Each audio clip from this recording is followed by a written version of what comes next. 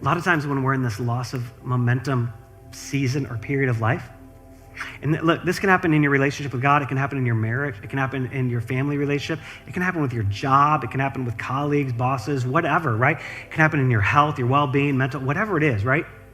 She's like, let me help you in all of it. She's like, let me somehow be engaged in every ounce of that.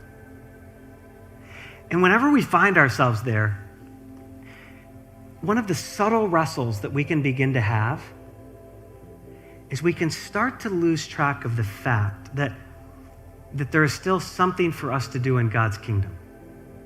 And when you lose the momentum, you can kind of look, you can stay engaged in the same activities and look around and say, does this count? Am I doing the right thing? Does that matter? Do I want to do this? You can kind of subtly lose the motivation. You can get confused a little bit. It can become a little less clear. You start to grapple with it more. Start to say, do I want to stay with that person? Does my parenting really count? Does my leadership effort really matter? Do I really have a skill people want?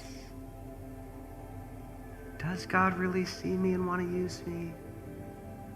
It just gets easy to get caught in those little pieces of this trap when you're at the bottom of the hill, because the top of the hill feels so far away.